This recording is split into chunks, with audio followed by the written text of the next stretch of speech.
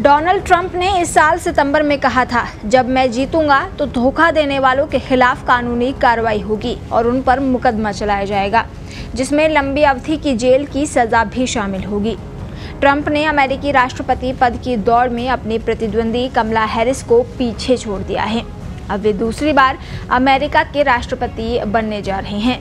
अब सवाल ये है, क्या ट्रंप, जो हर उस व्यक्ति को धमकी देने से नहीं कतराते हैं जिसे वो अपना दुश्मन मानते हैं, उनसे बदला लेंगे?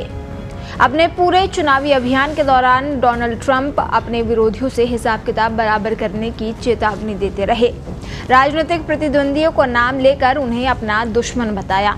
अब जब उन्होंने राष्ट्रपति पद हासिल कर लिया है तो पूर्व अधिकारी, राजनीतिक विश्लेषक और अन्य ऐसे लोग जो उनका खुलकर विरोध कर रहे थे, वे आगे क्या हो सकता है इसकी तैयारी कर रहे हैं।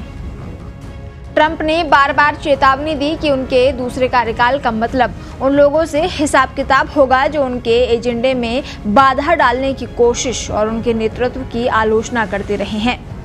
एक रिपोर्ट के अनुसार ट्रंप ने 2022 में अपना चुनावी अभियान शुरू करने के बाद से अपने विरोधियों पर मुकदमा चलाने या उन्हें दंडित करने की 100 से ज्यादा धमकियां दी।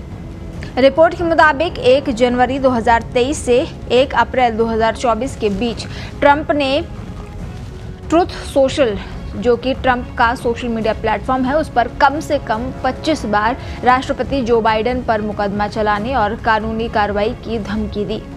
एक इंटरव्यू में ट्रंप ने कहा, हमें किम जोंग उन जैसों की तुलना में देश के अंदर बैठे दुश्मनों से कहीं ज्यादा खतरा है। उनका निशाना डेमोक्रेटिक पार्टी के शीर्ष नेताओं और अपने कुछ पूर्व सहयोगियों पर था, जिन्हें वे भीतरी दुश्मन कहकर संबोधित कर रहे थे और किसी भी विदेशी दुश्मन से कहीं ज्यादा खतरनाक बता रहे थे। उन्होंने नैन्सी पेलोसी और एडम शिफ जैसे हाई प्रोफाइल डेमोक्रेट्स को चीन या रूस से भी ज्यादा खतरनाक बताया और कहा कि वो अपने आलोचकों से निपटने के लिए सेना का उपयोग करने से नहीं हिचकिचाएंगे।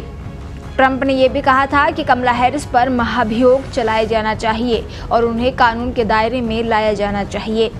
उन्होंने पत्रकारों को भी नहीं बख्शा। 2022 में ट्रंप ने उन पत्रकारों को जेल में डालने की बात कही थी जो खबरें लीक करने वालों की पहचान का खुलासा नहीं करते हैं। उन्होंने कहा था, अगर रिपोर्टर आपको लीकर्स के नाम नहीं बताना चाहता तो उसे जेल में होना चाहिए। डोनाल्ड ट्रंप ने भले ही अपने प्रतिद्वंदियों, अधिकारियों, पत्रकारों को राष्ट्रपति बनने के बाद हिसाब किताब बराबर करने की चेतावनी दी हो, लेकिन ऐसा करने के दौरान उन्हें कई स्तरों पर प्रतिरोध का सामना करना पड़ेगा। उनके ऐसा करने में कानूनी और प्रक्रियात्मक बाधाएं सामने आएंगी। उदाहरण के लिए, जबकि ट्रंप अपने वफादारों को सरकार और प्रशासन में प्रमुख भूमिकाएं सौंप सकते हैं, लेकिन न्याय विभाग और न्यायिक प्रणाली फिर भी विभिन्न आंतरिक जांचों के साथ काम करेगी। ग्रैंड जूरी, फेडरल जजों और वकीलों को किसी भी आरोप की जांच, मूल्यांकन और सत्यापन करने का अधिकार होगा जो तथ्यों के बिना सिर्फ राजनीतिक विरोधियों को टारगेट करने के लिए लगाए गए हों।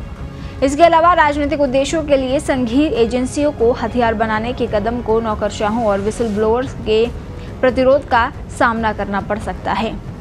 इसके खिलाफ अधिकारी सामूहिक इस्तीफा देने जैसा कदम भी उठा सकते हैं। क्या ट्रंप अपने विरोधियों से हिसाब किताब बराबर करेंगे या उनकी बातें सिर्फ राजनीतिक हवाबाजी साबित होंगी? ये समय बताएगा।